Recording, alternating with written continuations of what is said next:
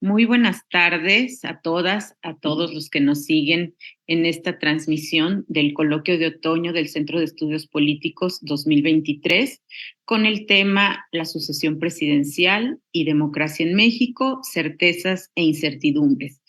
En esta jornada, esta tarde de hoy, martes 7 de noviembre, tenemos una mesa muy interesante que justamente aborda el tema de la violencia y las elecciones, Fuerzas Armadas, delincuencia organizada y violencia política en la competencia por el poder. A nadie escapa que es un tema sumamente relevante. Hemos visto o leído las declaraciones del Ejército Zapatista, los temas de la violencia, y en general son unas elecciones complejas por este tema que enfrentamos sobre violencia. Quiero presentarles a quienes estarán como ponentes en esta disertación. En primer lugar está la doctora Sol Cárdenas Arguedas. También nos acompañarán el doctor Javier Oliva Posada y el maestro Emilio Bizarretea. Voy a dar en primer lugar la palabra a Sol Arguedas, la presento. Ella es doctora en ciencia política, es profesora de tiempo completo del Centro de Estudios Políticos de nuestra Facultad de Ciencias Políticas y Sociales de la UNAM. Es también maestra en Estudios Políticos y Sociales por la UNAM, licenciada en Ciencias Políticas y Administración Pública también por la UNAM, y en los 3 grados ha logrado la mención honorífica. Ha sido secretaria académica del Centro de Estudios Políticos de la Facultad de Ciencias Políticas y Sociales de la UNAM, subdirectora de seguimiento al proceso electoral en la Unidad Técnica de Planeación del INE y profesional en análisis de la información de la Unidad Técnica de Planeación del INE. Entre sus publicaciones sobresale la coordinación del libro Perspectiva de Género en México, Cámara de Diputados y Diputadas, Legislatura 2018-2021, una visión multidisciplinaria, y la publicación de varios capítulos del libro o artículos tales como violencia política contra las mujeres en el acceso al poder y los alcances de la crisis de representación de los partidos políticos en México. Como podrán observar, su trayectoria, su experiencia en estos temas sobre violencia política contra las mujeres es amplia, son sus temas de investigación. Entonces, sin más preámbulo, le doy la palabra a la doctora Sol Arguedas y posteriormente tendremos la conexión con el doctor Javier Oliva. Adelante, Sol. Muchas gracias, doctora Luz María Cruz Parcero. Buenas tardes a todas y a todos. La verdad es que me da mucho gusto estar acá el día de hoy. Por supuesto, agradecer por la organización y la invitación al doctor Francisco Reveles. Un agradecimiento, como siempre, a nuestro coordinador, el doctor Fernando Ayala Blanco, y a la secretaria técnica del centro, la licenciada Ana Karen Cortés. Y como siempre, pues muchísimas gracias a Cecilia, Tina, Patricia, por el apoyo en la transmisión. Quisiera empezar señalando que en el mes pasado estuvimos conmemorando el 70 aniversario del voto de las mujeres en nuestro país, y actualmente tenemos 2 aspirantes a contender por la presidencia de la República el próximo año. Y es que para entender esto debemos visibilizar más de 200 años de lucha feminista. Comenzaré hablando de poder, política y la dicotomía espacio público-privada. Desde los antiguos, concretamente los griegos, a las mujeres se nos impuso la esfera de lo doméstico, al de la familia. Siguiendo a Hannah Arendt, ella señala que existía una distinción entre, abro comillas, la esfera privada y pública de la vida que corresponde al campo de lo familiar y de lo político, que han existido como entidades diferenciadas y separadas, al menos desde el surgimiento de la antigua ciudad-estado. Cierro. En el caso de la esfera doméstica, la de la familia, es la esfera en la que los hombres, aquí también cito a Arendt, vivían juntos por sus necesidades y exigencias. Cierro. Por lo que, siguiendo a la autora, el mantenimiento individual es tarea del hombre y la de las mujeres la supervivencia de la especie. Ambas, aquí entrecomillo, funciones naturales. La labor del hombre era el mantenimiento individual, y abro comillas nuevamente, citando a Arendt, la mujer, la supervivencia de la especie, la labor del varón en proporcionar la alimentación y la de la hembra en dar a luz, estaban sometidas al mismo apremio de la vida. Así pues, la comunidad natural de la familia nació de la necesidad, cierro comillas. Por lo que, frente a esto, según Ángeles Jiménez, estamos bajo una lógica de igualdad A, que al final se refiere únicamente a los hombres propietarios, libres, con logos, el logos entendido, como habla, pensamiento, discurso, argumentación, razón. Esos que participan en la toma de decisiones colectiva, de la polis. La vida en la polis solo se localizaba en la esfera política, en la esfera de la libertad. Como podemos observar, desde los griegos, el logos se encontraba en el espacio público, el de la política, y la vía era el espacio de lo doméstico, el de las mujeres y los esclavos. No se debe olvidar que en la esfera doméstica, en palabras de Arendt, la libertad no existía, ya que al cabeza de familia solo se le consideraba libre en cuanto que tenía la facultad de abandonar el hogar y entrar a la esfera de la política, donde todos eran iguales. Cierro esta idea de Arendt. Entonces, a las mujeres, al quedar fuera de la esfera política, su identidad femenina fue impuesta bajo la lógica de la no libertad. Las mujeres, recuperando a Simone de Beauvoir, fueron relegadas a la inmanencia, objetos, no a la trascendencia, sujetos, justamente porque la construcción del individuo, del sujeto político, nace en la esfera de la política. Entre el diálogo, la deliberación, la pluralidad entre los diversos, recuperando también a Arendt en su libro de la política, por lo tanto, entre los iguales. Y esta lógica se ha mantenido hasta la fecha. Ya iremos viendo por qué.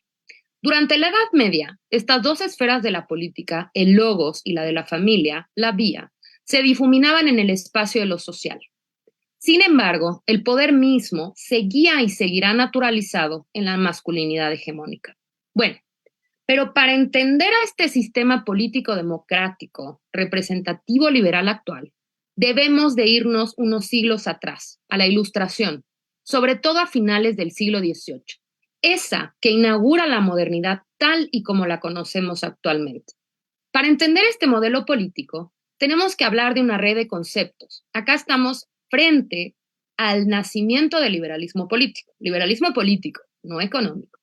Esa red de la que estaba hablando incluye conceptos como contrato, pacto social, individuo, razón, igualdad, libertad, ciudadano, fraternidad. Hay que aclarar una red de conceptos entre y para los hombres. Y por supuesto, el planteamiento muy similar al de los griegos, esta dicotomía del espacio público frente al espacio privado.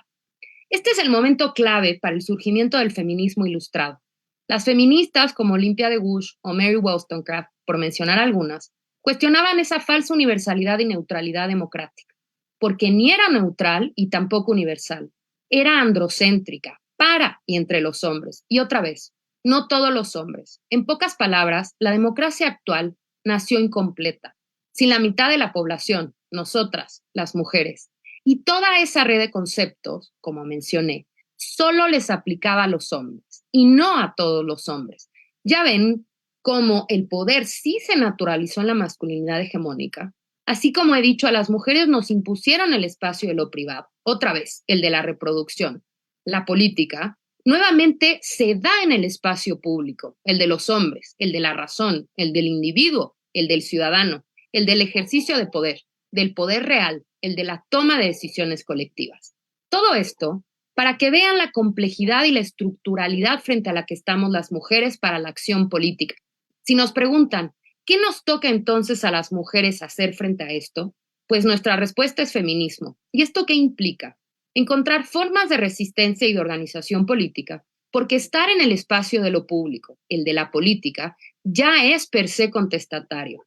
Participar y representarnos políticamente es una afrenta a siglos de historia y de la lógica del poder patriarcal.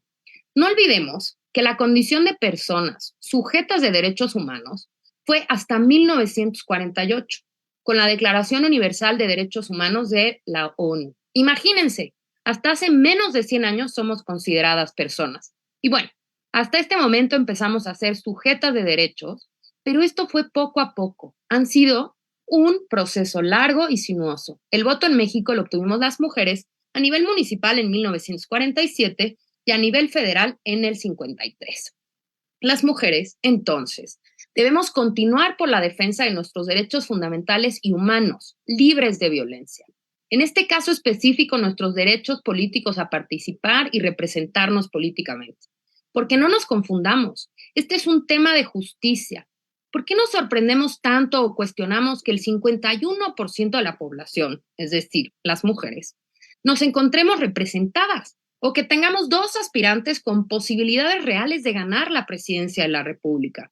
No fuera a ser la sobrerepresentación masculina histórica, porque eso no nos indignó durante siglos.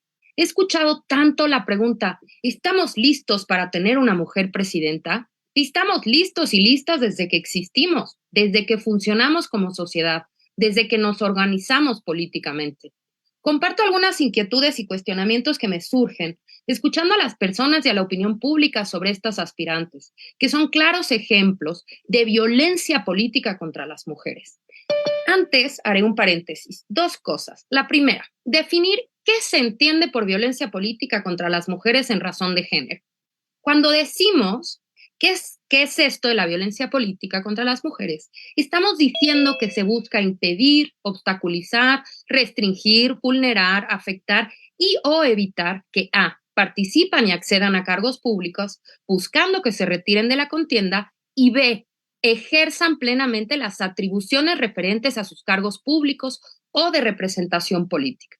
Y lo segundo es que tengo que externar que sigo sin entender cómo las desigualdades biológicas sexuales de las personas han sido la justificación histórica para tratar de sustentar y legitimar el género. Yo me pregunto, ¿pues que nuestros cerebros no son ambos cerebros? ¿Que no somos humanas?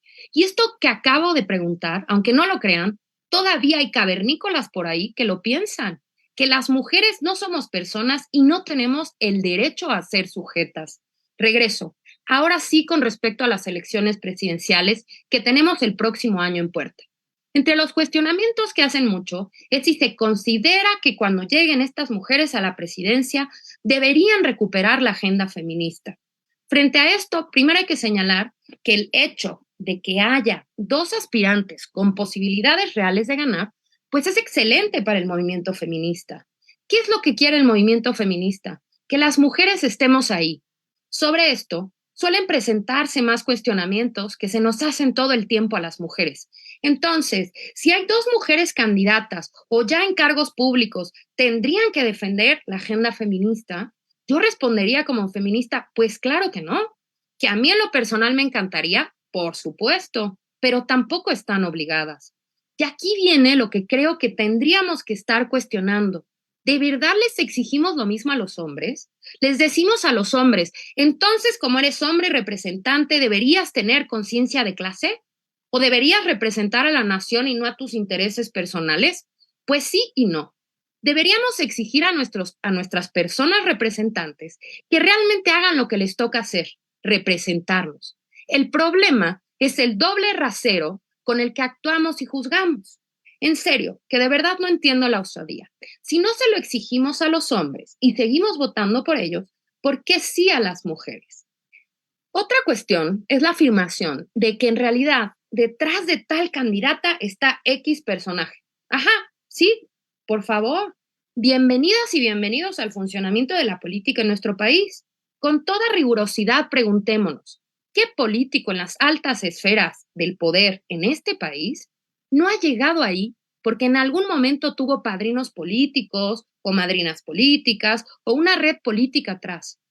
Nómbrenlo, por favor, porque a lo mejor soy una neófita en el análisis de la política. Y acá va en realidad la crítica a las mujeres que veo de fondo.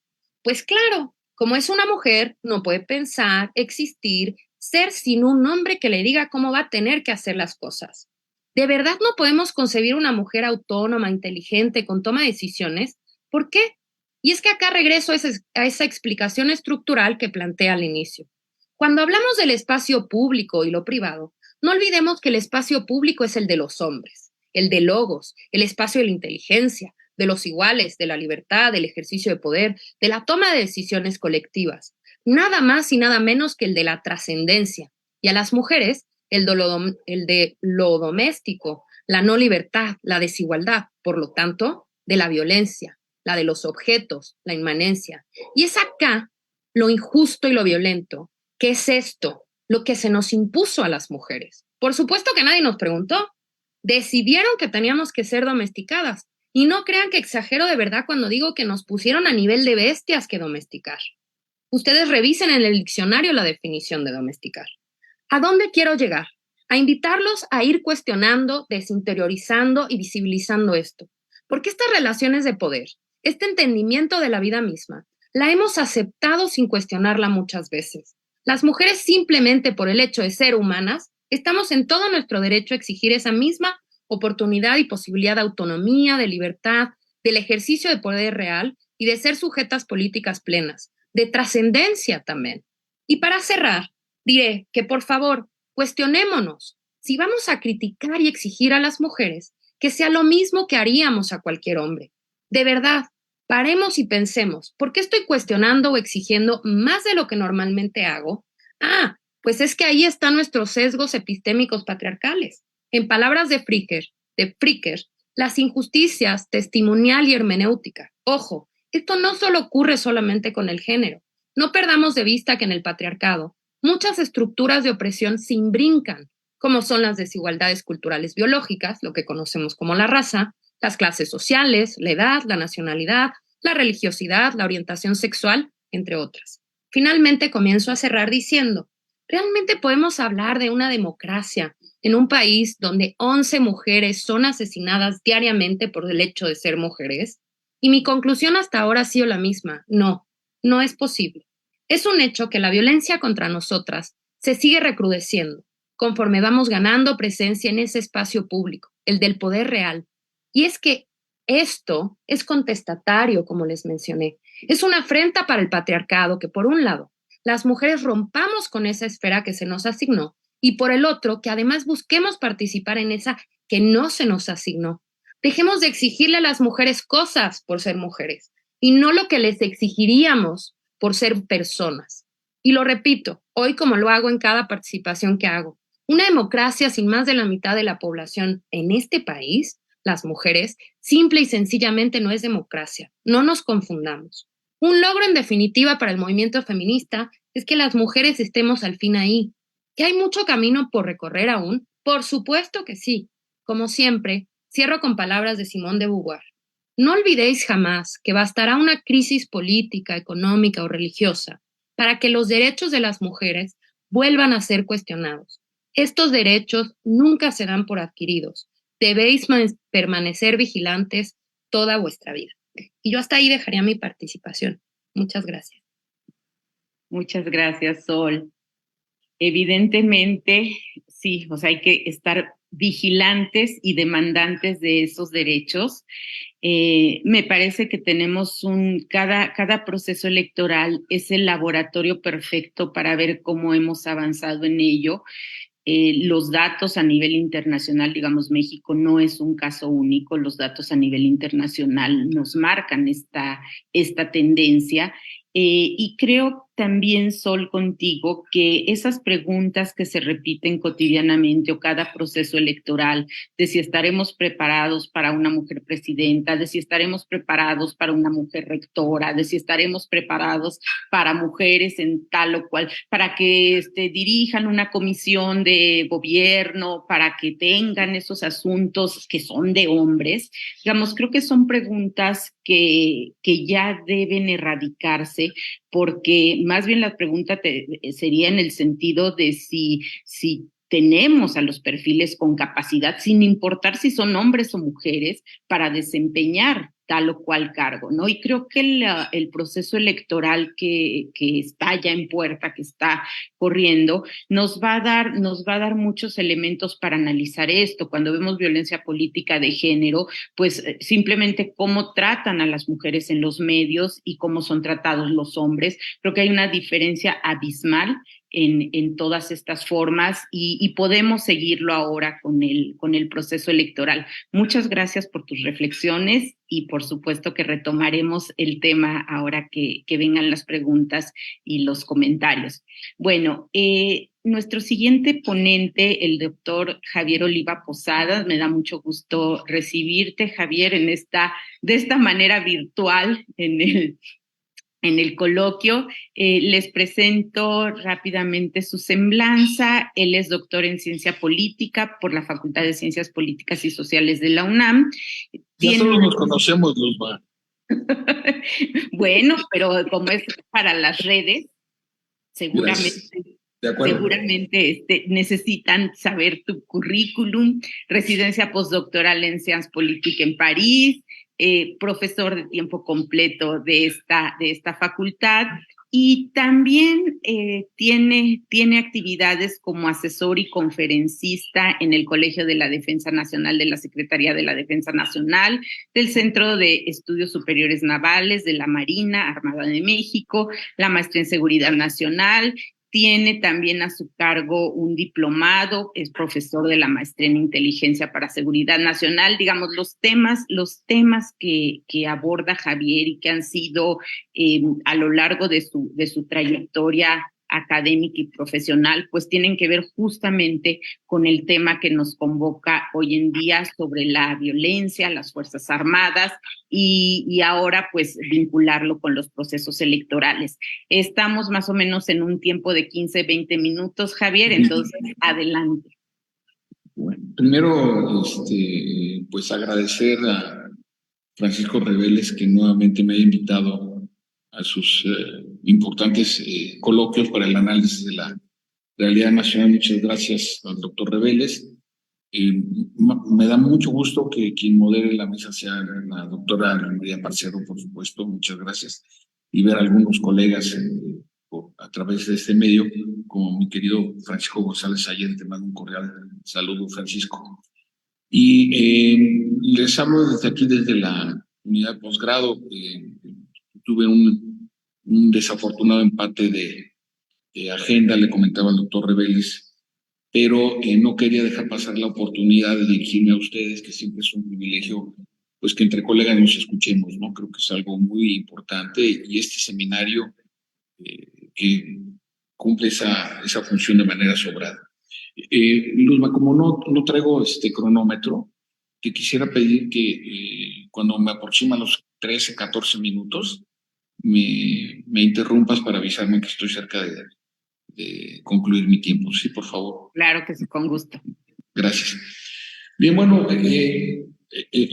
yo quiero comenzar, cuando estaba preparando algunas notas, no tenía la duda de si empezar por el discurso de Michelle Bachelet desde Ginebra, después de las elecciones intermedias del 2021 sobre México, o comenzar con la muy desafortunada declaración del presidente de la República antier en su entrevista matutina, cuando él dijo que no se iba a meter el narco, que a mí me parece muy desagradable que se exprese así, que el crimen organizado, el narcotráfico, no iban a intervenir en las elecciones. Decidí hacerlo de manera cronológica, es decir, comenzar por que a mí me pareció muy impactante discurso de Michelle Bachelet, en aquel momento expresidenta de Chile, como sabemos, se desempeñaba como alta comisionada de los derechos humanos. Y lo importante, lo llamativo de ese discurso, colegas, fue señalar que las Naciones Unidas, a través del alta comisionado de derechos humanos, emitía una alerta hacia el gobierno mexicano debido a la participación violenta de distintas organizaciones criminales en el proceso electoral. En el contenido de aquel discurso, la expresidenta Bachelet hablaba de 91 homicidios en el entorno del proceso preelectoral, electoral e inmediatamente postelectoral. Y que esta violencia, en la mayor parte de los casos, no solo había incidido en la selección de los representantes de los partidos políticos a contender, sino que además había claras pruebas de que la actividad criminal había incidido en los resultados en favor o en contra de un determinado partido, determinado candidato. Poco después, en la revista Nexos, Héctor de Mauleón, un periodista de investigación, columnista en el Universal, publicó un ensayo muy interesante sobre también la incidencia de las organizaciones criminales en el proceso electoral 2021, en donde se citan dos casos que fueron casi del dominio de la opinión pública internacional. El primero, como sabemos, en Badiraguato, Sinaloa, y un segundo caso en los comicios municipales de Valle de Bravo, en el Estado de México. En ambos casos coincidió que las candidatas de las dos eran mujeres, a propósito de lo que decía Sol Carrera en su momento, y postuladas por el PRI, y de acuerdo a todos los indicadores locales tenían toda la posibilidad de ganar. En el caso de la candidata de Badiraguato, su hermano fue secuestrado el día de la elección para pedirle que en caso de que ganara la elección, pues se retirara de la contienda. Y en el caso de Valle de Bravo todavía fue más violento, en el sentido de que secuestraban a la propia candidata para solicitarle que declinara, cosa que hizo, pero de todas maneras ganó, pero no se presentó. Estas dos intervenciones, tanto en el Estado de Sinaloa como en el Estado de México, que no fueron las únicas desafortunadamente, proliferaron en distintas partes de nuestro país donde se ha asentado de manera más notable las prácticas criminales. Como decía nuestra moderadora, la doctora Marcela, hace un momento, nosotros podemos observar que en este momento, justo hoy que estamos en esta sesión, doctor Reveles,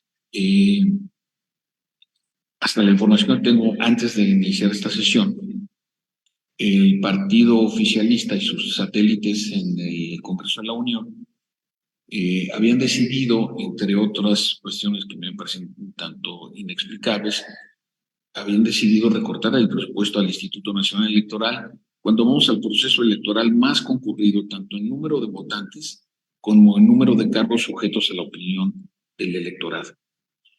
Entonces, esta variable, en apariencia pudiera poca influencia, digámoslo así, en el desarrollo de las contiendas electorales, en un mal momento pudiera orillar, en algunos casos, no estoy diciendo que tenga que ser así, pero es probable que se dé, que tengan que recurrir a la utilización de dinero de procedencia ilegal. Ahora veo a mi amigo querido Emilio Bizarretera. Emilio, te mando un saludo. Entonces, esto evidentemente va a generar, me parece, una innecesaria perturbación en el desarrollo de las campañas. Sabemos bien que todavía no estamos en la fase oficial, tenemos casi un año en campañas no oficiales, presidenciales, pero aquí la relevancia, colegas, es hacia dónde se va a orientar, cómo se va a procesar la influencia de las actividades delictivas en zonas claramente endémicas y sensibles ante esta situación. Primero, vamos a observar que hay un proceso muy importante, si me permiten ustedes, es un tanto audaz lo que voy a afirmar, pero vamos a acudir a la cita del 2 de junio del próximo año, prácticamente una renovación de la clase política nacional, en la medida en que todos los estados de la República tienen elecciones locales concurrentes. Por ejemplo, se van a elegir 29 alcaldes de sendas entidades, es decir, de 29 estados de la República, congresos locales, desde luego, regidurías, desde luego el Congreso de la Unión y pues las candidaturas a la presidencia. Entonces, aquí parece que el punto fundamental, primero va a ser el ambiente en el que se desarrollen las propias campañas. Es decir, vamos a tener, no tengo el número, pero fácilmente van a rebasar a los miles de mexicanas y mexicanos que van a andar recorriendo el territorio nacional las 24 horas del día mientras existan campañas en lugares, en parajes verdaderamente difíciles y recónditos, a cualquier hora. preparar mítines matutinos, pues obliga a los equipos de campaña a llegar al alba o incluso todavía en horas de oscuridad. Desde luego, la presentación de los equipos de campaña, las familias de las candidatas y candidatos. Es decir, vamos a un proceso de una, cuando digo extraordinaria, me refiero a una multitudinaria movilización, solo de lo que corresponde a los aparatos político-electorales, además de los institucionales. Es decir, me estoy refiriendo a los organismos estatales, electorales y, por supuesto, al Instituto Nacional Electoral. Como podemos escuchar, y solamente estoy haciendo un rápido relato de lo que va a ser el proceso, la competencia, evidentemente la variable de la actividad delictiva va, y espero, y lo digo de frente, espero estar equivocado, va a jugar un papel muy importante. Va a tratar evidentemente de incidir porque van a elegirse 9 gobernaturas, incluyendo la jefatura de gobierno de la Ciudad de México, de estados como Guanajuato, por ejemplo, que tienen una notable situación de violencia criminal, el estado de Jalisco, también debe de estar en nuestro radar de análisis, y en la medida en que se van a renovar los poderes locales, los poderes estatales y el poder federal, pues esto, lamentablemente, la experiencia en la historia reciente de nuestro país pone en evidencia que hay repuntes en algunas partes de violencia por tratar de acotar, por tratar de presionar o tratar de conservar ciertos espacios, prebendas o ventajas de las organizaciones criminales en sus distintos ámbitos. El último punto que quisiera comentarles es, cada 12 años hay una coincidencia cronológica en las elecciones presidenciales entre México y Estados Unidos. Y hoy particularmente, en las salas más conservadoras del Partido Republicano, el nombre de México está asociado principalmente al tráfico de fentanilo. Es decir, el tema de la criminalidad organizada, sobre todo desde la primera campaña electoral de Donald Trump, en el 2016, recordaremos que pues, México se convirtió en un tema electoral y de entonces a la fecha es prácticamente parte de la agenda de los debates, ¿no? Entonces, esta variable también va a ser muy importante porque desde luego a nosotros nos pueden parecer posturas que sí me parecen poco consistentes, de que hablan de invasiones y lanzar misiles, que eso lo planteó Trump siendo presidente 2 veces. Pero sí nos dejan ver entre telones los sentimientos, los perfiles, los intereses que están representando los sectores, insisto, más conservadores del Partido Republicano respecto del tema del tráfico de drogas, que va directamente relacionado con el tema de la migración forzada.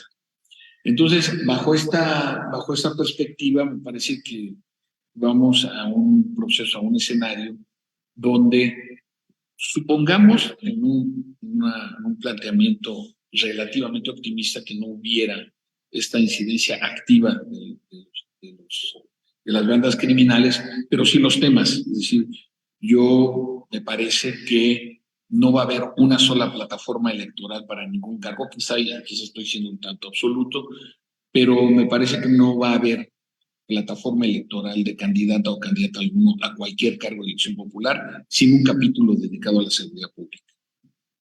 Y esta estandarización o esta homogeneización temática, pues me parece que nos puede llevar a disparates, a ocurrencias, a planteamientos cuya finalidad sea simplemente ganar la simpatía o la atención de las y los votantes, pero que en el momento del ejercicio es un rotundo fracaso. Y si no, vean ustedes las situaciones de los gobiernos quienes fueron electos en el 2021, notablemente el caso de Zacatecas, Colima, desde luego el estado de Guerrero, no digamos el estado de Veracruz, en donde los niveles de improvisación, y yo diría que en algunos casos hasta de irresponsabilidad en materia de seguridad pública, pues están dejando la situación como hoy estamos observando.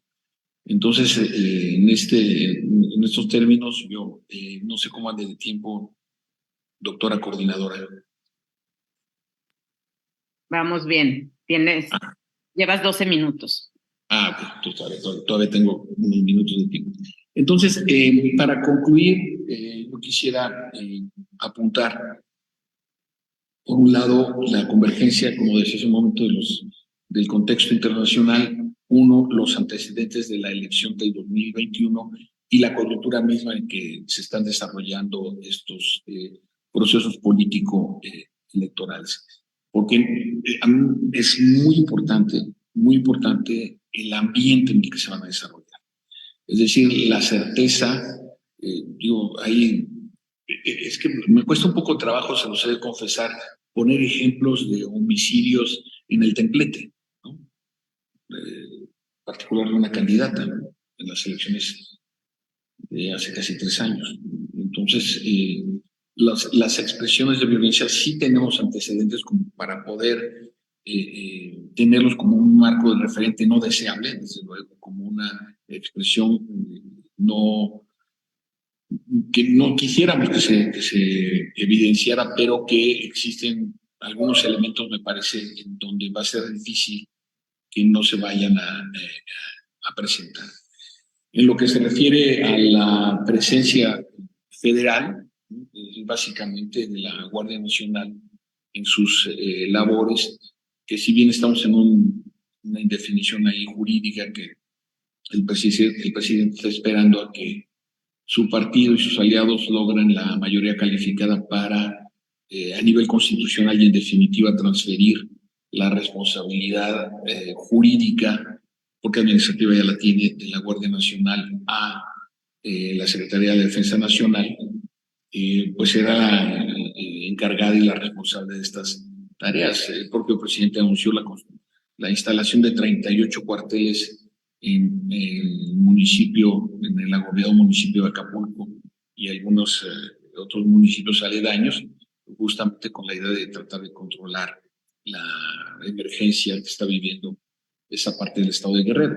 Pero previsiblemente en las elecciones, si bien a nivel constitucional a las Fuerzas Armadas le corresponden el resguardo y vigilancia de la paquetería electoral, también nosotros tenemos que observar que la disminución, el debilitamiento de las corporaciones policíacas locales, como se está evidenciando en Guerrero, pues han sido o han propiciado un ambiente en donde la posibilidad de las actuaciones del crimen organizado en materia estrictamente político-electoral, porque a mí, como tomando un tanto algunos de los planteamientos que alcancé a escuchar de Sol Cárdenas hace un momento, pues a mí me resulta muy complicado hacer el análisis como científico social de una democracia incluyendo al crimen organizado como un factor que puede incidir en los resultados.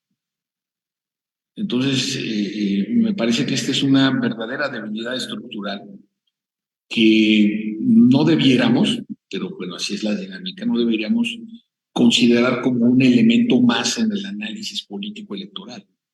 Y esto que se ha venido instalando como una inercia en las últimas décadas para que en este momento volvámonos un poco objeto de estudios nosotras y nosotros mismos, ¿no? ¿Por qué estar tratando en un círculo de especialistas, como ustedes y como yo, el tema de la violencia criminal en un proceso electoral? ¿En qué otra democracia que yo sepa se incluye la variable violencia criminal como un factor que puede incidir en los resultados electorales?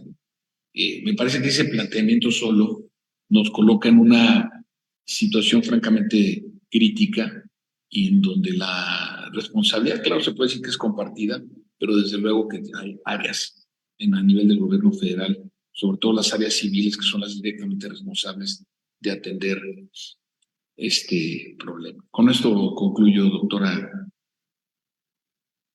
Cruz Parcero. Muchísimas gracias, Javier. Por supuesto que dejas temas, te vas a tener que retirar, ¿verdad? No, pero te escucho hasta que termines. No, lo que pasa es que sí creo que puede haber varias preguntas relacionadas con lo que planteas, porque hablabas del diagnóstico de Bachelet sobre la violencia y la posibilidad de incidencia del crimen, bueno, la capacidad más bien de incidencia y el riesgo, por ejemplo, que podemos tener ya de tener abiertamente candidatos directamente vinculados a los grupos delincuenciales, que ya es, digamos, que desde los partidos estén postulando a este tipo de candidaturas, que también puede ser un riesgo ya muy grave. Entonces, bueno, creo que hay más que otra cosa preguntas. O sea, yo creo que Sol, Francisco González, Francisco Rebele, seguramente tendrán muchas preguntas relacionadas con el tema y esta incapacidad del Estado para enfrentar a esta violencia, ¿no? Entonces, creo que hay muchos temas ahí que nos deja sobre la mesa y que, pues, ojalá y pudiéramos tejer después sobre ellos, pero bueno, pues por el momento creo que aquí cierra tu participación. Por supuesto que si puedes estar después, pues encantadísimos en la mesa de que Gracias. de que puedas conversar un poco más. Bueno, ¿sí? ¿Querías comentar algo? No, date las gracias. Bueno, el caso de las relaciones clase política local, crimen organizado ya se da claramente en estados como Chiapas. Sí. En Morelos es muy claro, incluso alcaldes que han enfrentado el proceso penal por narcotráfico siendo alcaldes.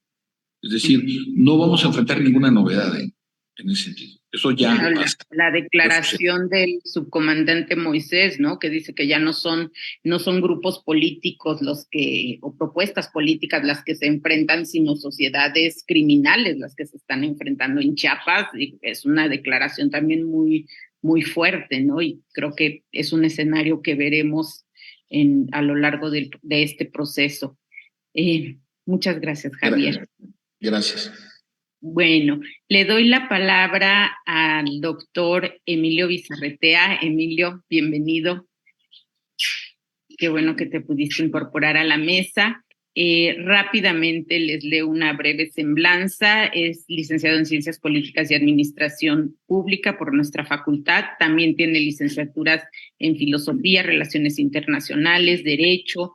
Tiene estudios de posgrado en Ciencia Política, en Seguridad Nacional y también tiene un doctorado en Teoría Crítica por el Instituto de Estudios Críticos con mención honorífica. Ha trabajado en consultorías privadas, en diferentes puestos dentro del sector público y es profesor investigador en las facultades de Ciencias Políticas y Sociales y de Derecho de la UNAM, en el Colegio de la Defensa Nacional, en el Centro de Estudios del Ejército y la Fuerza Aérea, el Centro de Estudios Superiores Navales y, por supuesto, también sus temas de especialidad versan sobre estas líneas de investigación de la seguridad, de las estrategias y, por supuesto, de la violencia.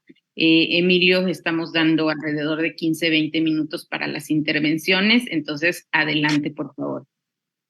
Muchísimas gracias, mi queridísima doctora Luz María. Un placer saludar a todos los amigos y colegas, al doctor Javier Oliva, al doctor Francisco Rebeles, a la doctora Sol Cárdenas, obviamente a Ana Hernández y a nuestro mutuo amigo y compañero de varias batallas, Francisco González Ayerni. Miren, acabo de llegar hace unas horas de Acapulco, Guerrero. Soy de las familias damnificadas, pero no tanto por los daños que se están visualizando en la región. Yo tengo acceso a Sedena, Semar, a la Guardia Nacional y a otras instancias que hay. La pregunta que hacen los pobladores es: ¿dónde está el presidente? ¿Dónde está la gobernadora? ¿Dónde está la presidenta municipal? ¿Sí? Andrés Manuel, Evelyn y Avelina, respectivamente. Es un tema delicado por lo que implica en el estricto sentido para el impacto de la violencia, una violencia de un fenómeno meteorológico que se va anidando a una violencia que se genera por la estructura del tejido social. Nada nuevo, todos los grupos están en el estado de Guerrero, todos los grupos delincuenciales, lo han hecho una y otra vez interviniendo en los casos de las elecciones y obviamente han tenido un gran impacto en la manera en que se generan las relaciones civiles-militares, civiles narcodelincuentes, militares narcodelincuentes en la zona. De pronto, con este fenómeno del huracán Otis, se volvió un tema bastante recurrente en distintos medios y saber qué ocurre. Por ejemplo, ¿quién encabezó el saqueo de las tiendas que había y que no había necesidad? Todas, en alguna medida, después del segundo día, iniciaron a las 7 de la mañana hasta las 6 de la tarde, que era la última luz, y así consecuentemente hubo programación. No se puede constatar, allá se registra que fueron los distintos grupos que tomaron literalmente posesión de ello. Esto asociado a una violencia de las relaciones sociales y obviamente el impacto que tendrá en las elecciones forma parte en este momento de un museo a posteriori del catálogo de incidencias e injerencias en que la delincuencia organizada participó en el 2021 y obviamente habrá de participar como ocurrió en las elecciones pasadas y en las que vienen en la sucesión presidencial. Los costos ya están más o menos visualizándose y no hay que perderlos de vista. ¿Cómo es que esto, para interés de nuestro coloquio del Centro de Estudios Políticos, nos puede señalar? En gran medida, el tema de violencia y de elecciones en función de las Fuerzas Armadas, la delincuencia organizada y la violencia política en una competencia electoral como se viene, nos obliga a reflexionar los actores y los factores que habrán de incidir en este proceso. Los actores serán los partidos y las alianzas. Si había una ventaja en alguna medida que podríamos señalar por ser el partido en el gobierno, el caso de Morena y sus alianzas, después del fenómeno Xóchitl, las cosas no se ven tan como un paseo de campo como quisieran verlos algunos. Las cuestiones se han modificado. En la última encuesta que se dio hace unos días, el presidente, cuando menos en Guerrero, ya cayó 15 puntos. Y la decisión de no asistir directamente a tener encuentros con este pueblo guerrerense está mostrando un gran temor por razones obvias de molestia, coraje, manifestaciones que se están de una o de otra manera expresando abiertamente. Esto no ocurre con el huracán, esto tiene una tendencia que hay que decirlo, no es de hace 2 semanas hacia acá, tiene un poco que ver con el panorama nacional y una consecuencia bastante fuerte. Desde la extradición de Ovidio se exacerbaron los ánimos en casi todo el país y en distintas plazas en los estados de todo el Pacífico, sobre todo donde el control del cártel de Sinaloa es muy fuerte y donde no está el cártel de Sinaloa está el cártel Jalisco, que a su vez, en su manera de operar a nivel nacional, buscan alianzas con los grupos de la organización regional, locales e incluso hasta con células en cada una de las entidades y municipios. Esta forma de proceder nos arrojó, sobre todo a partir de algunos hechos que venían ya considerándose en un ámbito no deseado de narcoterrorismo hasta cierto punto por el tipo de acciones que se tenían desde que empezaron en Baja California, pasaron a Chihuahua, llegaron a Tamaulipas, empezaron a bajar en Zacatecas, San Luis Potosí y Guanajuato y de pronto se pararon. Cuando empezaron a ocurrir los señalamientos estadounidenses de la posible intervención y obviamente la injerencia directa en algunos casos. No se tenía contemplada esta idea, pero hay que decirlo bajo estos términos. La presencia de dos factores, dos factotum directamente. Uno de ellos es el caso estadounidense y otro de ellos es la narcodelincuencia. Son quizás los dos elementos entre actores y factores que puedan incidir en alguna medida y con intereses no necesariamente contrapuestos en el proceso electoral del próximo año. No solo en la presidencial, sino en el caso específico de algunas gubernaturas y algunas fórmulas que podrían tener este tipo de alcance y de alianza. ¿Qué hemos observado? Y es delicado, sobre todo, permítanme que abuse del ejemplo de Guerrero, que además lo conozco mejor que muchas partes. En alguna fórmula, esta idea que detestábamos nosotros desde la academia de hablar de un narcoestado nos parecía un poco que estaríamos comprando la idea estadounidense para tratar de seguir estos intereses del norte.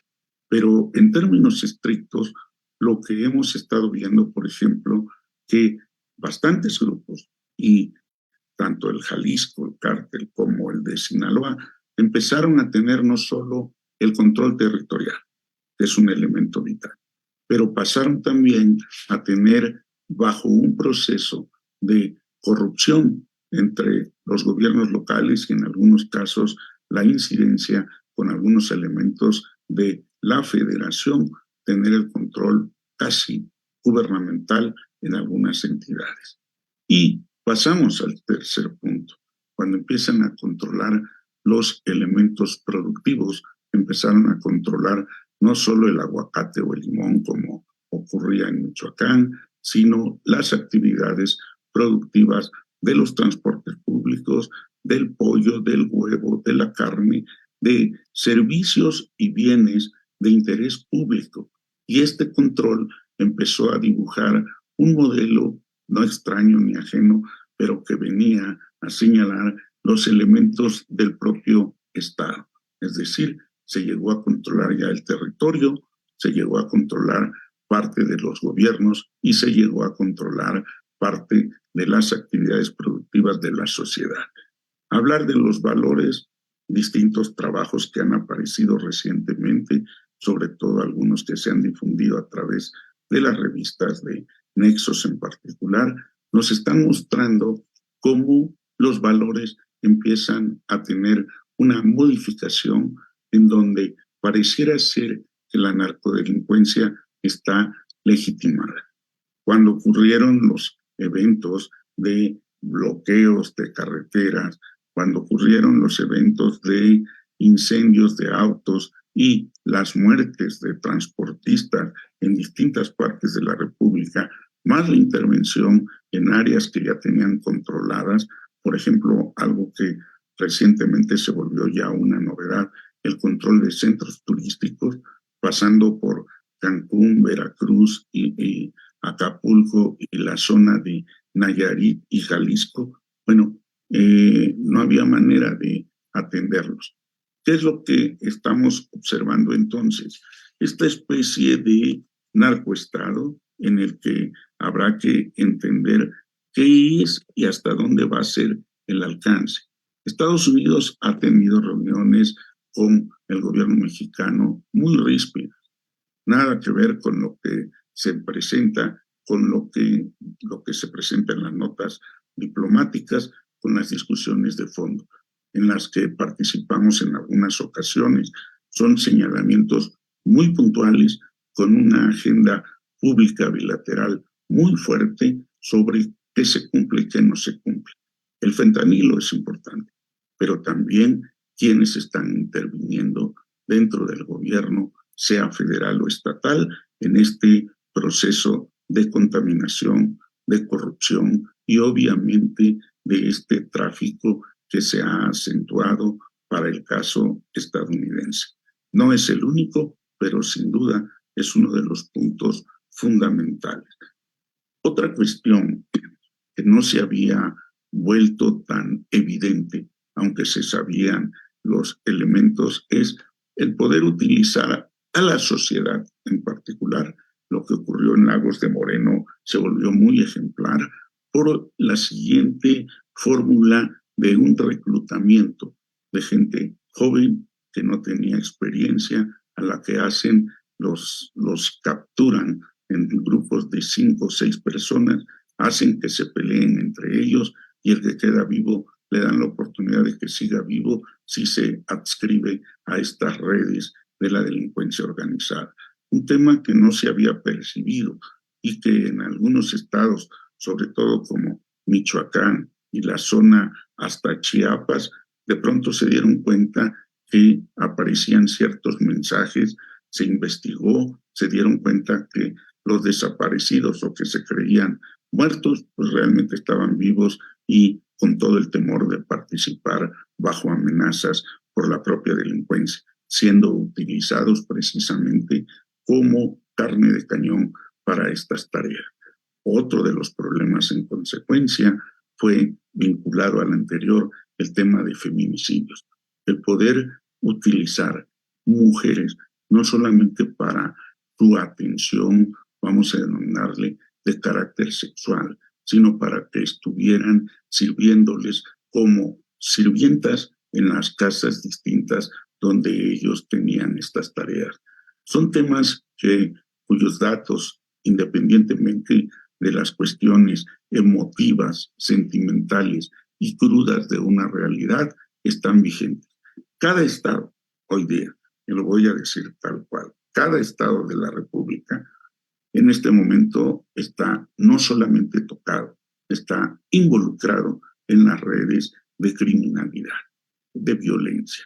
Ni siquiera Yucatán, que se tenía un modelo distinto, alterno, con posibilidades exitosas, en este momento ya está fuera. Ni siquiera la zona de la frontera sur, donde se veía como una fórmula de control al EZLN, en este momento están fuera de la lógica de una violencia que no solamente es política, sino que es totalmente criminal. ¿Cuál es la sospecha?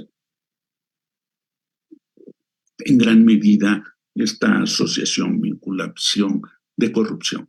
Cuando se hizo el primer trazo de las elecciones, donde la mayoría de los gobernadores del Pacífico y de la zona del Golfo de México y el Caribe se integraban a Morena, lamentablemente se sabía que había acuerdos en donde la única fórmula que podría controlar y hacer una ruptura de ello podrían ser Fuerzas Armadas, Marina o la propia Guardia Nacional. Con el paso del tiempo nos fuimos dando cuenta que era necesario no solamente fortalecer, apoyar este tipo de acciones, sino que habría que cambiar de estrategia de seguridad.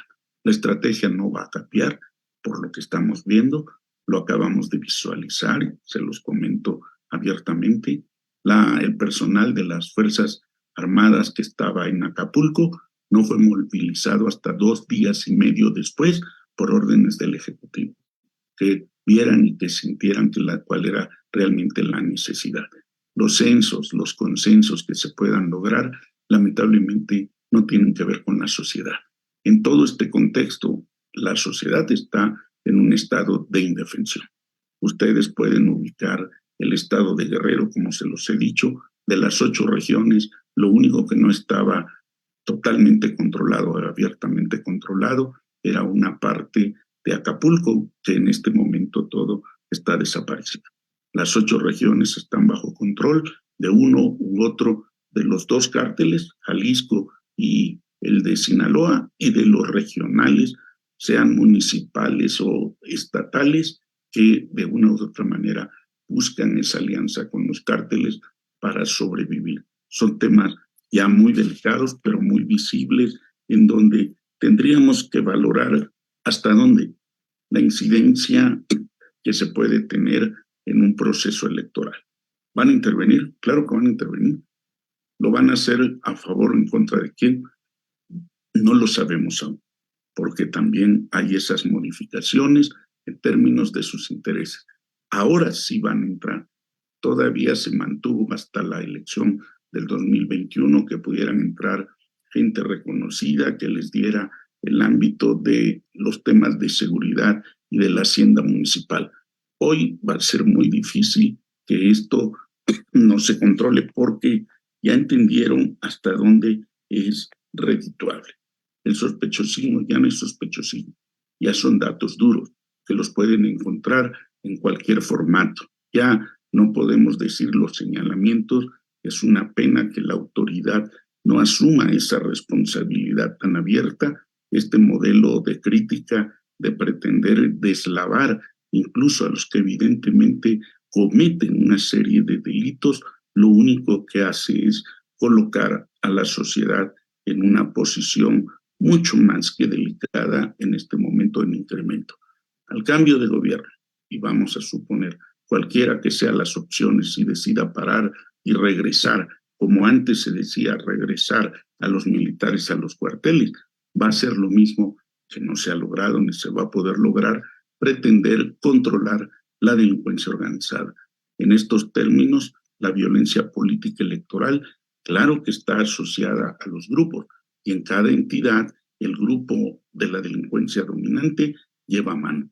Entonces, es un tema que no quisiéramos, pero que sin embargo está ya no latente, está completamente manifiesto. Por ahí podemos dejarlo si quieren, Luz María, para avanzar en nuestras discusiones. Muchísimas gracias, Emilio. Sin duda, un panorama absolutamente desolador. Creo que nos pintas pues la aplicación del Estado, ¿no? En esta tarea fundamental y la falta de respuesta, la falta de interés, como si fueran procesos que pueden seguir, por un lado la delincuencia, por otro lado las elecciones, como si tuviéramos una normalización de una vida democrática, y sin embargo pues ponen tú y Javier los puntos sobre estos temas tan preocupantes y relevantes para nuestra democracia.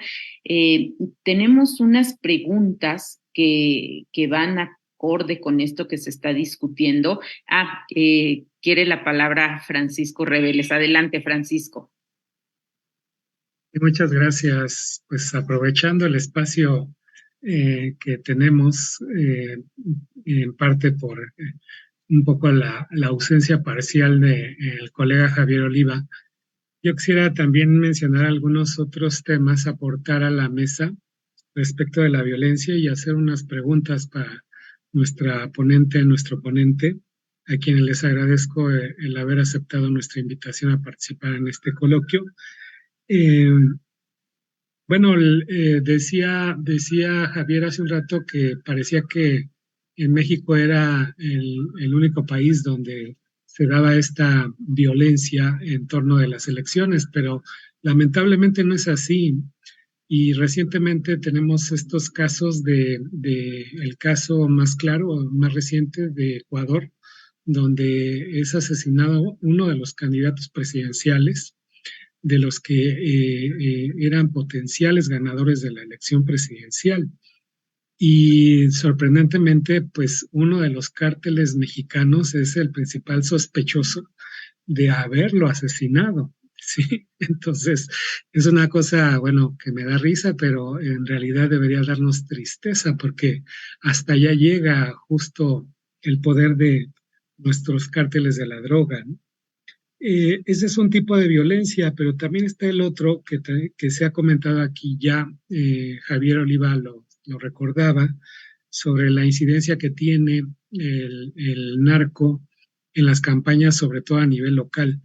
Bueno, ni más ni menos en Colombia, también otro país hermano de Latinoamérica, pues hay acusaciones respecto de la participación de uno de los cárteles, representantes de uno de los cárteles más importantes de Colombia, en el financiamiento a la campaña de Gustavo Petro, el actual presidente de Colombia.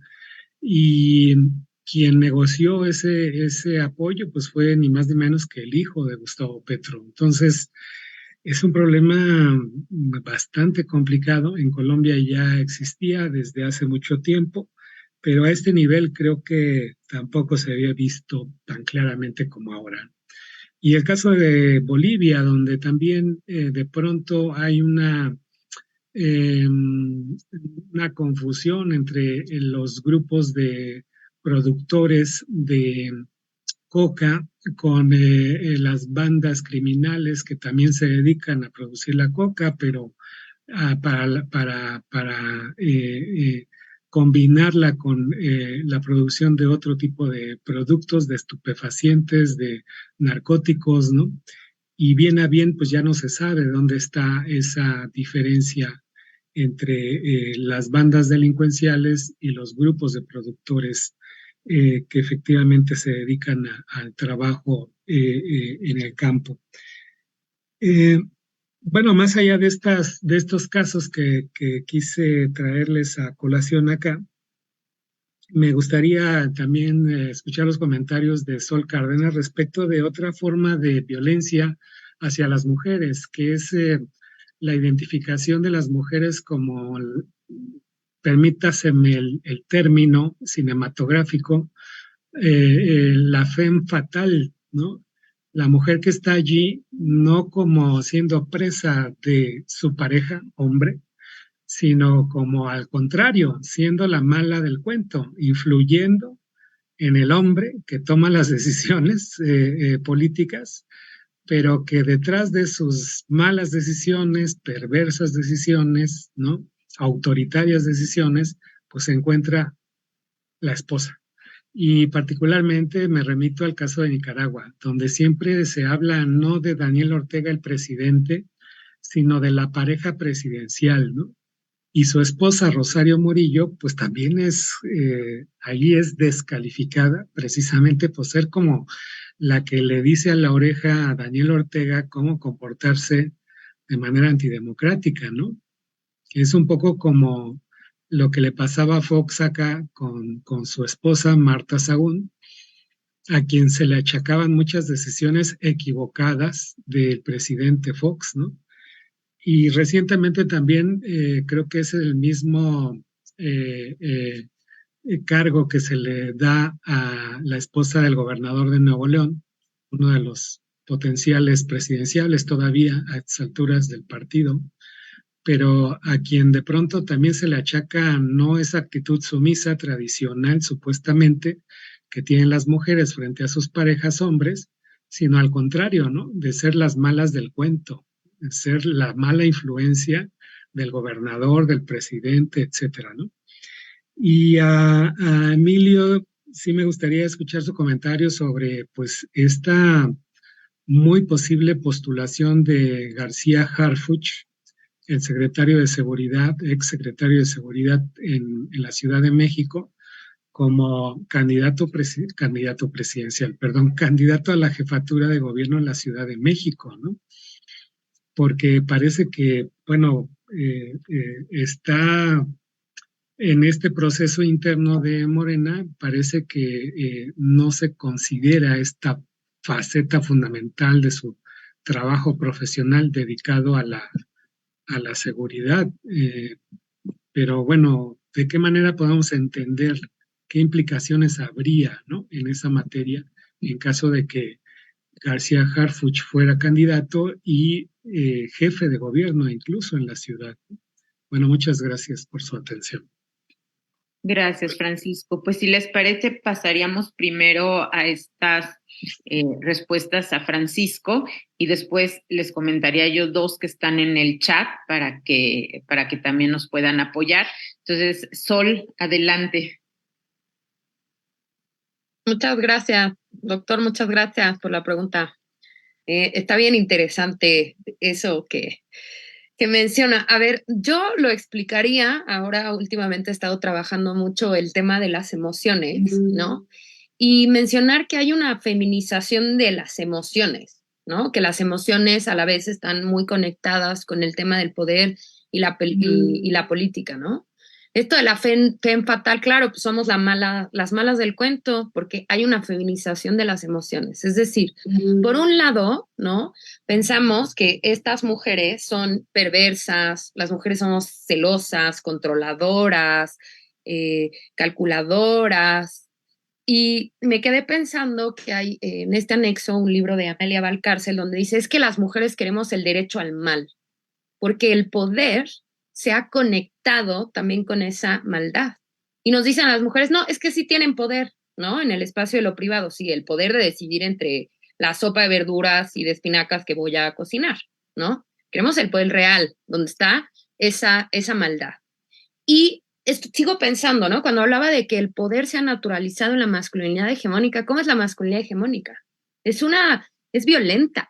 O sea, el poder real es violento. Existe, aunque no exista una fuerza, ejercicio de la fuerza o de la violencia directa, hay una amenaza de el carácter, la ira es masculina. Por eso les hablaba, tenemos emociones que se han construido como femeninas y emociones que se han construido como masculinas. Podemos hablar que hay una generización de las emociones que a la vez se ha ido conectando con la propia lógica también del espacio público con el espacio privado. Y entonces somos femme fatales y somos malas porque no nos alineamos a los roles y los estereotipos de género, ¿no? ¿A qué nos toca hacer las mujeres de acuerdo a roles y estereotipos de género? Buenas, sumisas, calladas, tímidas, así como dice la canción, ¿no? Tontas. Y entonces, obvio que si actuamos como hombres, ejercemos poder, nos volvemos femme fatales. Es decir, si somos líderes, entonces somos histriónicas, somos calculadoras, somos desgraciadas. Pero el análisis sería igual en el caso de un hombre. Lo analizaríamos emocionalmente con sus actitudes de una... Por eso es que me parece que un poco para dar una explicación no podemos dejar de vista poder, dicotomía espacio público-privado, la construcción misma de la política y el tema de la generización de las emociones. Y hasta ahí lo dejaría. Gracias, Sol. Adelante, Emilio. Tiene razón, Sol.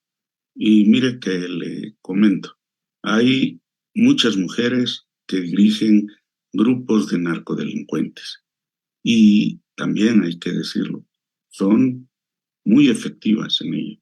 Y además de ser muy efectivas, tienen un rasgo de crueldad que obviamente participa en todos los géneros que tendrían que ver, porque también hay homosexuales dirigiendo en alguna medida estos grupos. El lugar donde más proliferan, y es un dato ahí extraordinario, es en Veracruz y es en la zona de Sonora y Sinaloa. Para nosotros esto fue extraordinario cuando empezamos a observar lo que estaban dando a conocer los informes que se tenían al respecto. El tema era que estaba vinculado también al al tráfico de personas, y en esos términos había ciertos abusos. En algún momento alguien le hizo notar al padre Solalinde que estaba contribuyendo a ello de manera muy fuerte y muy delicada. Se paró el dato, pero el dato se mantuvo. Son de los casos que más nos llaman la atención. Pero voy a comentar brevemente el caso de García Harfuch. En efecto, el tema de que sea o no candidato, bueno, no está definido aún, a pesar de todo lo que se diga. Él lo está disputando con Clara Brugada. No solamente es el problema interno de ganar o perder la candidatura, que para las dirigencias eso es importante. El costo, si llega Harfuch a ser el candidato, es que lo más probable es que pierda el respaldo de el grupo Morena tradicional, porque Harfuch no es Morena, por más que se le quiera morenizar, esa es la verdad. Pero también tiene otro problema, lo persigue el Cártel Jalisco, pero también tiene otro problema, el que tenga un abuelo y un padre de origen en las Fuerzas Armadas no significa que las Fuerzas Armadas lo sigan o estén de acuerdo con él. Por lo contrario, pareciera ser que hay una corriente que no está muy de acuerdo. Más allá de las divisiones entre morenistas puros que quieren que sea alguien de los suyos desde origen y no alguien improvisado o recién llegado a sus huestes o tribus, como lo quieran ver, es muy difícil. Nada más que hay un problema de fondo. Si no es Harfush, esto significaría también un tache muy fuerte para la candidata o la aspirante ya presidencial, Claudia Sheinbaum. Y entonces habría otro problema. ¿Harfush es sacrificable? Sí, todos son sacrificables ahorita. Y ese es un tema que no quisieran discutir, pero quienes están en Morena están visualizando eso. El tema no es si Martí Batres dijo o no dijo. El tema es que el punto real es que no tiene lo que normalmente se pretendía que tuviera para mantener el apoyo de todo Moreno. Y el otro, que es más delicado, la pretensión de que va a entrar porque va a conquistar a las clases medias en la Ciudad de México. Creo que el diagnóstico, como muchos diagnósticos que están haciendo en algunos lados, no se sostiene. Y sería mal, no es un mal candidato, no tiene experiencia, su discurso no sirve, no jala, no contagia, y obviamente tendría que trabajar mucho más. En lugar de ser un apoyo para el aspirante presidencial Sheinbaum, sería un lastre que habrían que cuidar y tratar de compensar. Eso en ese lado. Y tiene razón el doctor Reveles. Perdón por no haberlos escuchado antes, Sol y a Javier, es un problema de organización mía. El punto de fondo es que los temas están en el mundo. Antes creíamos, ustedes están viendo las grandes discusiones en donde desde luego que hay intervención de la delincuencia organizada. Esta transnacionalización de nuestros cárteles, para ponerlo así, es una transnacionalización no nueva ni reciente, desde luego que están. Ustedes recuerden lo que ya conocen, nada más de recordar, la primera generación de los cárteles fue la generación que se concentró en Guadalajara, y uno de los puntos de enlace muy fuertes con todo el lugar de producción en América del Sur y más allá, India, China, en alguna medida, fue este cártel recién incipiente de lo que se llamó la Federación. A partir de ahí, la segunda generación, cuando mueren, cuando entran en la cárcel, se empieza a desplegar. Esa segunda generación son los que trabajaban con los cárteles. El Señor de los Cielos, que es quizás el más internacionalista, permítanme decirlo, de los elementos, porque no solamente era de los que hablaba inglés, también hablaba francés y tenía conocimientos del italiano. Cuando se recuperan los objetos que tenía en la Ciudad de México, en esa pesquisa, no totalmente asegurados que falleció o no falleció, esto es incierto el dato, como muchos otros de los delincuentes de ese nivel. En este momento nos colocan en una posición de que las redes no desaparecen, las redes, sobre todo internacionales, no son muchas, no todos tenían. Su gran competidor, que en esa época, después de 85, era Ábrego, no tenía ese alcance. Pero lo que está detrás, por ejemplo, es la manera en que el uso de los aviones y de la tecnología que la va a iniciar el Señor de los Cielos va a permitir hacer este trazo. Mucho del problema ahorita con el cártel de Sinaloa, no para nosotros en México, pero sí para los estadounidenses, es que es muy fácil ubicarlos por el tipo de equipo que están realizando. Entonces, la relación México-Estados Unidos con respecto a aquella vieja declaración, vieja de hace 3, 4 meses, pero en los términos en que están evolucionando con mayor rapidez estos fenómenos, en que la DEA empieza a darle un seguimiento específico sobre la manera en que se están conectando estos grupos delincuenciales, criminales, es un tema muy fuerte.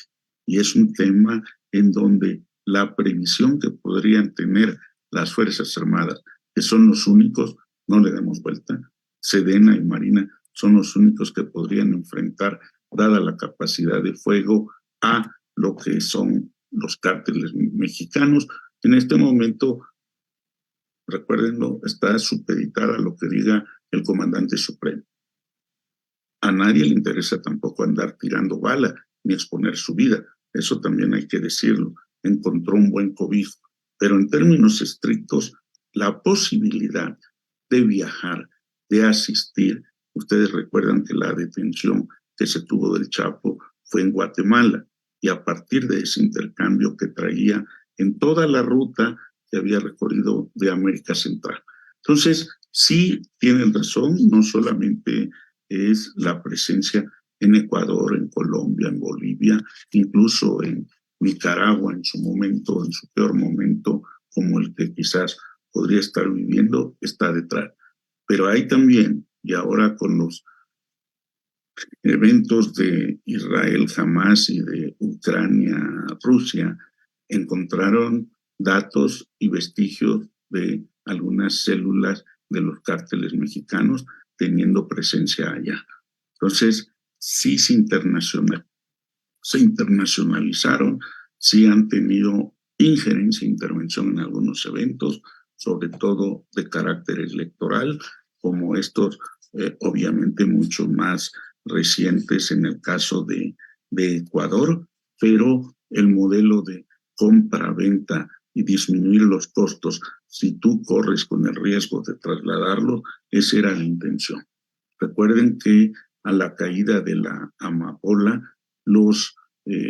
las metanfetaminas y todos aquellos repercusores que venían de India y de China se volvieron el pan nuestro de cada día. Y además es mucho más fácil trasladar 5 millones, más fácil, perdón la expresión, 5 millones de pastillas del tamaño de lo que son las Usher que antes usábamos y con esa característica que tratar de trasladar paquetes grandes de goma de opio o de marihuana.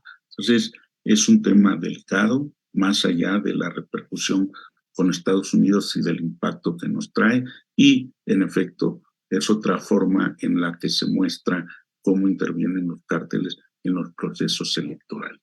Muchas gracias. Gracias, Emilio. Tenemos dos preguntas, bueno, tres. Voy a plantearles. Primero a Sol, hay en nuestras redes esta que te preguntan, Sol, si consideras que la presencia de las candidatas presidenciales para 2024 va a incidir en cómo se trata a las mexicanas en términos de violencia. Y la segunda pregunta es, ¿cuáles son los retos en materia de violencia contra las mujeres que tienen que poner sobre la mesa quienes sean representantes en 2024? ¿Quieres que responda esa o juntamos con la otra, doctora? Lo que pasa es que, a ver, la otra yo quería nada más hacer la aclaración, porque preguntan si Morena se verá en un dilema al elegir a candidatas de las 9 entidades federativas, pero ya la decisión del Tribunal Electoral va en el sentido, al menos si se confirma en la sesión, va en el sentido de respetar 4 y 4. Porque bueno, la argumentación del magistrado ponente es que la legislación de Yucatán sí considera cómo se van a determinar las candidaturas en paridad, y entonces eso nos deja en el escenario de que puedan poner 4 y 4. Entonces ahí ya no digamos, ya no habría dilema de si 5 para mujeres y 4 para hombres. Entonces, si transita por ahí la determinación del tribunal, hay que esperar la discusión, pero va por ahí el sentido del argumento, pues, del magistrado ponente. Entonces, pero adelante si quieres comentar algo. Son esas dos. Muchísimas gracias que haces justamente esa aclaración, pero ¿sabes qué noto? Noto esos sesgos de lo que hablábamos, es otra vez cuestionarnos en cierta medida a las mujeres. ¿A qué voy? Primero, decir, y yo en eso la verdad es que sí he sido muy crítica, igual que las consultas populares realizadas por Morena, qué metodología, cuál es la representatividad, quiénes participan, quiénes no participan. Cuando hablamos de representatividad, dónde se colocan las casillas, en qué distritos electorales. Entonces, digo, como buena politóloga que soy, primero la rigurosidad metodológica en el diseño, con todo respeto en el caso de, ahorita hablaba de consultas populares, pero también en el caso de las encuestas.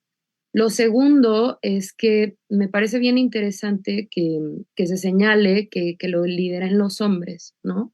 Sí me es bien importante decir un poco que es un tema también de justicia histórica. O sea, espero que estas personas que nos cuestionan muchas veces a las mujeres tengan muy presente que la sobrerepresentación masculina histórica fue del 100%. No teníamos ni siquiera el 1% durante siglos, a lo mejor en distintas formas de gobierno, en distintos regímenes políticos. Tercero, este argumento creo que se sostendría sí y solo sí de origen no hubiera condiciones materiales, estructurales, violentas y desiguales contra las mujeres. Y creo que eso es un poco el objetivo que quise plantear en la ponencia. El poder mismo se ha masculinizado, ¿no? Se ha naturalizado en la masculinidad hegemónica. Desde que nacemos, en la familia, la escuela, la sociedad, todas las instituciones políticas, tanto formales e informales, están generizadas, por supuesto tienen otras cargas, como mencioné, ¿no? La clase cruza todo el tiempo, el tema de la racialización, ¿no? Pero en este caso estoy específicamente hablando del tema de género. No olvidemos que producen y reproducen las instituciones políticas y además constriñen, afectan, definen el comportamiento político de las personas. Y eso también lo vamos interiorizando y normalizando. Y son todas estas cargas que damos por normales, por comunes, por naturales, ¿no? Que tienen que ver con las desigualdades de género. Ya hablamos de roles y de estereotipos de género, ¿no? Hablábamos de que en realidad quienes son los líderes son los hombres, ¿no? Las mujeres somos histéricas, las fatales, somos las malditas desgraciadas que influimos a los hombres. ¿Por qué?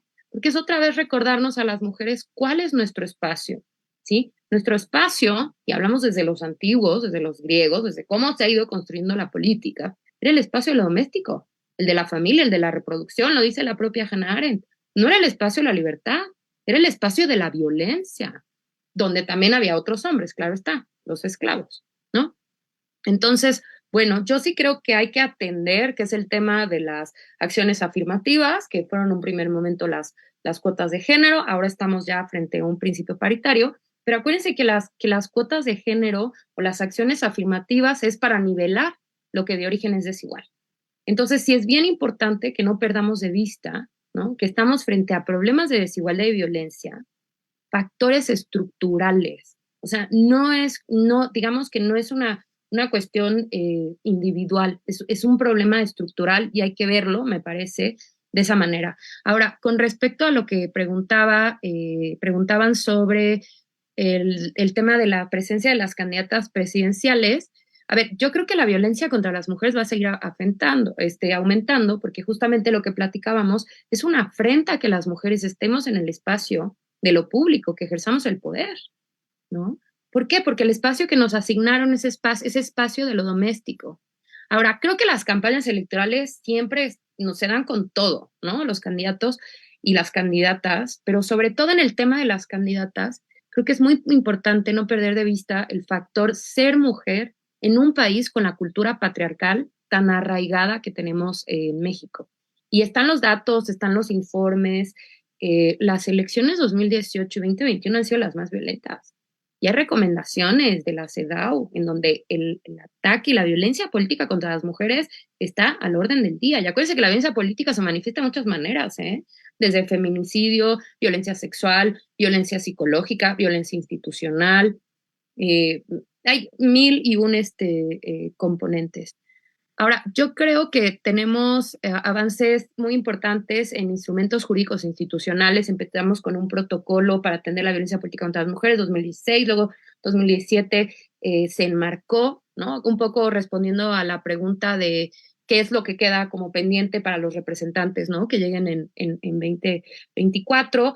Con la reforma de abril de 2020 se incluyó en la ley de acceso a las mujeres a una vida libre de violencia, el tema de la violencia política.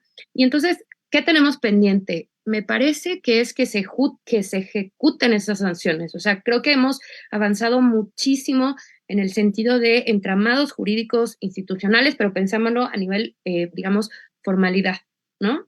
Pero también tenemos un tema a la hora de aplicar esa norma. No solamente son sanciones, también el tema de la reparación del daño, y hay que visibilizar que esto existe, hay que construir política pública estructural integral a nivel macro, meso y micro. ¿Por qué? Porque la violencia política se enmarca en la violencia de género, en la violencia contra las mujeres. Y la violencia política es nada más una manifestación más de esa violencia. Ya nada más para cerrar, me quedé bien preocupada con lo que comentaron mis colegas ponentes, y que además lo explicaron muy bien, porque cuanto mayor fuerza y poder adquiere el narco, mayor es la violencia contra las mujeres. Y hay estudios donde además Rita Segato ya lo hablaba en la guerra contra las mujeres de los feminicidios en Ciudad Juárez, ¿no? La participación del narco y también cómo se enfrenta al propio Estado. ¿A quiénes matan? ¿A quiénes asesinan? A las mujeres. Y a veces nos asesinan, así a las mujeres, ni siquiera habiendo una relación, digamos, de que fue mi novio o es mi papá. No, simplemente iba caminando por la calle, ¿no? Y te asesinan. Entonces, a mí esto me deja, digamos, preocupada, pero también ocupada. Y además el tema, hablaba ahorita hace rato del tema formal, pero también la parte informal, ¿no? La cultura política, y en este caso específico, la narcocultura, además, me parece que es profundamente machista y patriarcal, y cada día veo que se va normalizando mucho más entre, digamos, nuestra sociedad. Entonces, yo hasta ahí dejaría mis comentarios. Muchas gracias, Sol. Sí, sin duda, creo que pones puntos súper interesantes para reflexionar y problemáticas.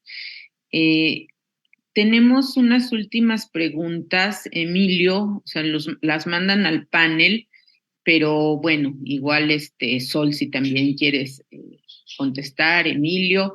A ver, las preguntas son, ¿qué instrumentos podemos usar como ciudadanía para resistir esta coyuntura de hiperviolencia en los próximos procesos electorales? ¿Qué opinión les merece la militarización del país y la coyuntura política de México? Y la tercera, ¿por qué o con quién o con qué fin consideran que el presupuesto federal se ha disparado para el Ejército y la Marina?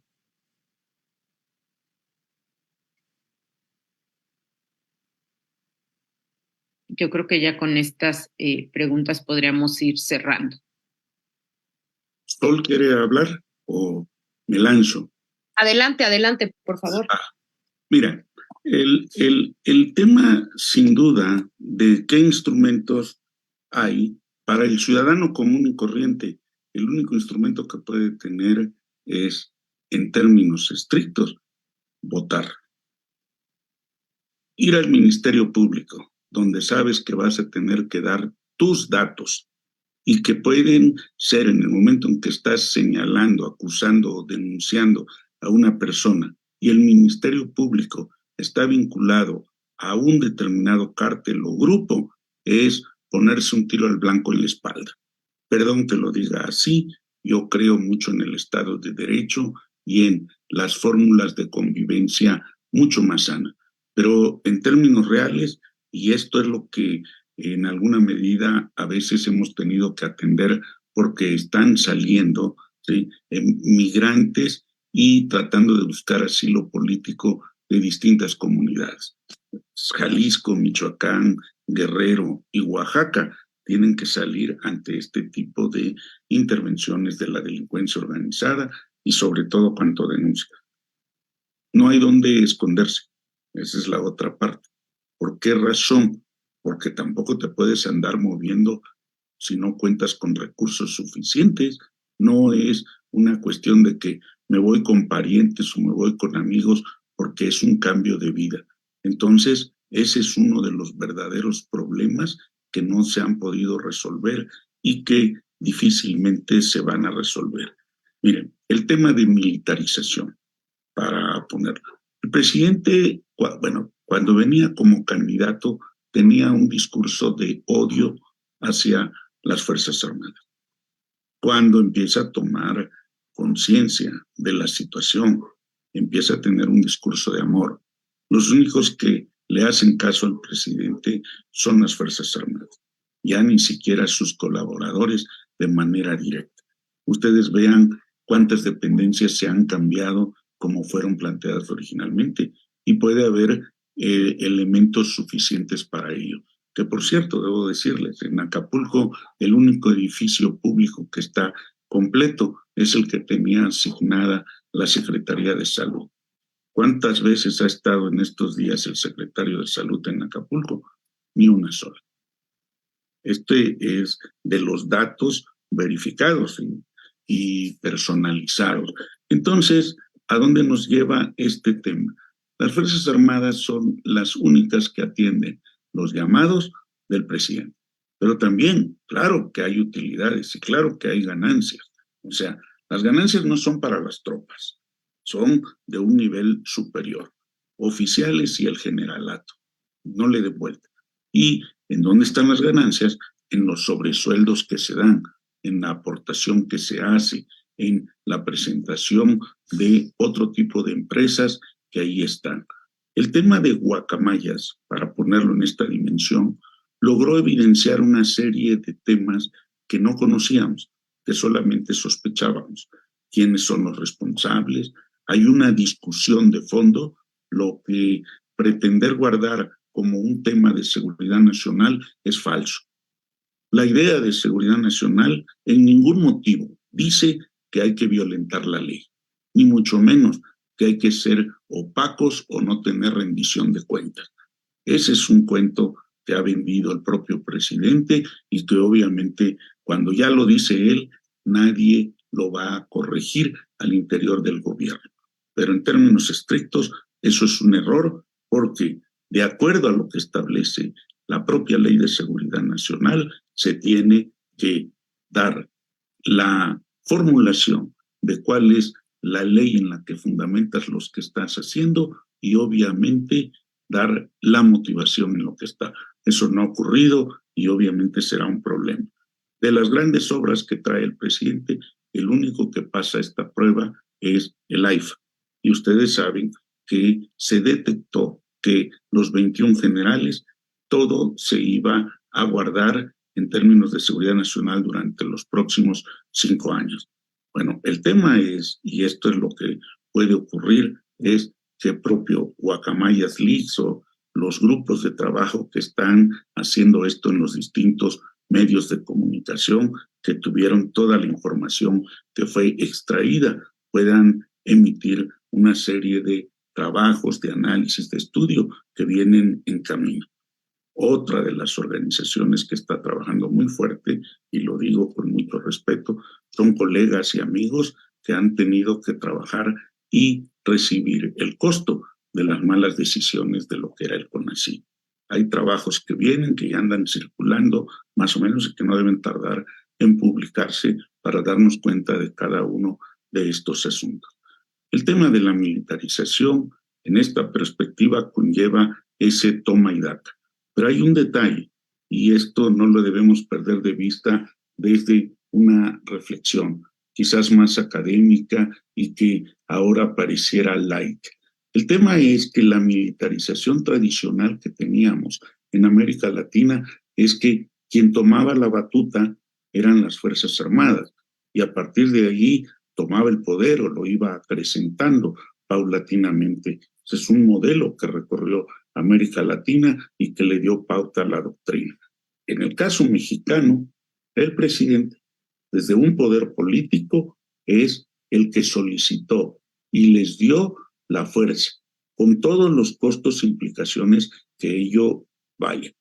Los militares no se lo pidieron, claro, se acomodaron, porque en lugar de estar echando bala con alguien que podría competir un poco con ello, podrían tener riesgo, era más sencillo acomodarse a otras actividades.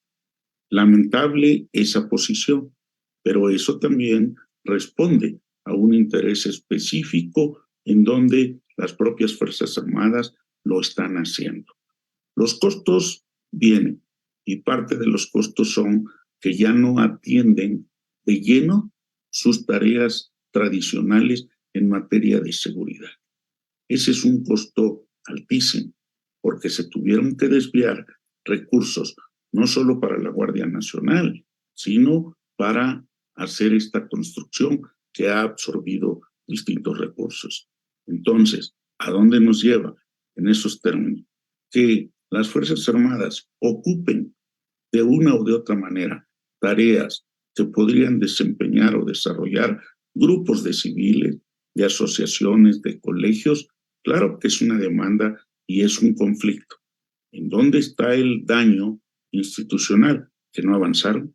En este momento las Fuerzas Armadas ya tienen capacidad en el momento en que lo iniciaron para construir aeropuertos, que no era cosa cualquiera, para construir y poder utilizar vínculos de negocios a nivel internacional por el corredor transísmico, de intervenir contra aquellos empresarios buenos o malos que no entendían lo que la nación requería, expropiar y de alguna manera clausurar muchas tierras de los pueblos originarios y a partir del Tren Maya. Es decir, hay una serie de elementos que claro que van a ser cuestionados y señalados y llevados a tribunales no solo nacionales, sino internacionales. Este es un tema de los más delicados, latente y manifiesto, que de una u de otra manera ha generado esta situación. Pero insisto mucho en ello. El poder civil fue el que decidió que el poder militar, con mucha conveniencia, tomase este tipo de posiciones. No solamente en estas obras icónicas, en otras partes de los estados de la República. No solo el tema de aduanas, no solo los temas de migración, no solo los temas que debieran de atenderse en materia de seguridad.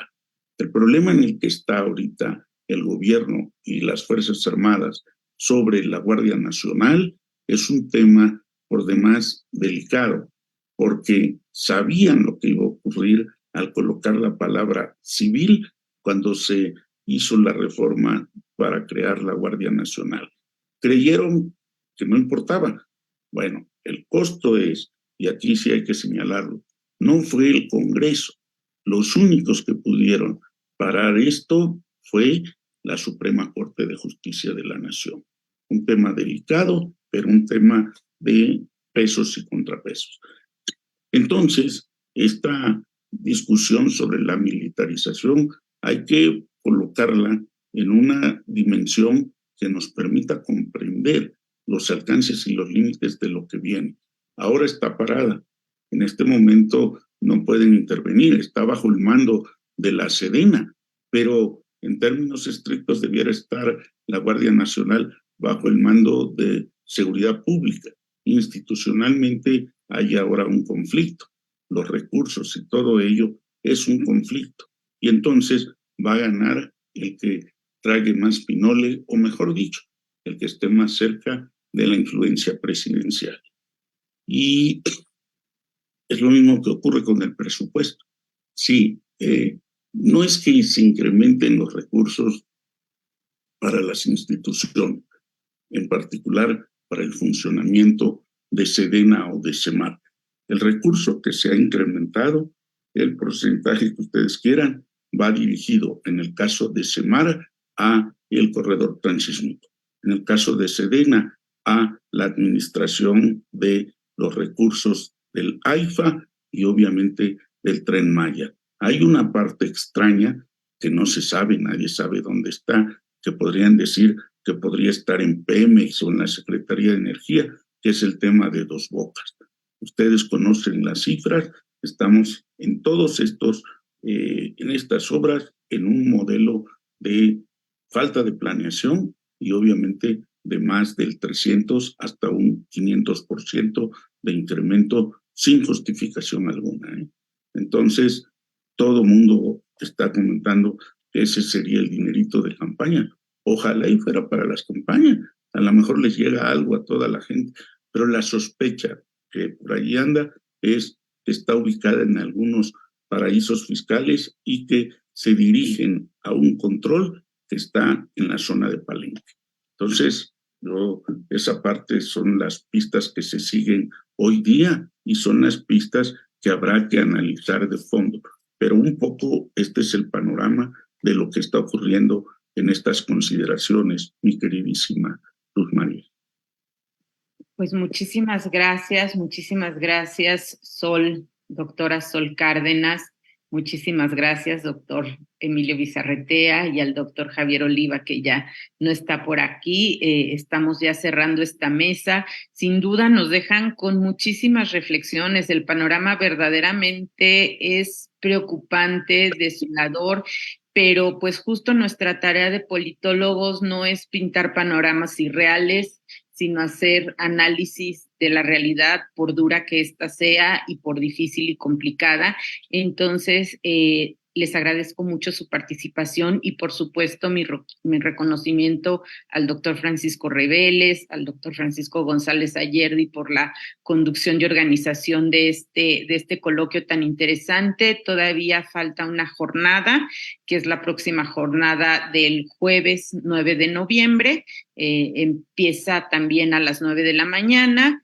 Con otras 4 mesas de trabajo, temas interesantes sobre candidaturas, partidos, proyectos de nación y en general sobre la democracia en México y América Latina. No se lo pierdan quienes nos están siguiendo y nuevamente muchas gracias a nuestros ponentes.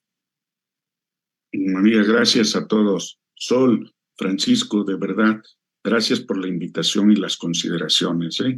Siempre a la orden, pagando nuestra cuota revolucionaria, como dice Sol, ¿eh? Y con mucho gusto, ¿eh? A la orden. Hasta luego. Muchas gracias. Gracias a todos y a todos. Adiós. Adiós.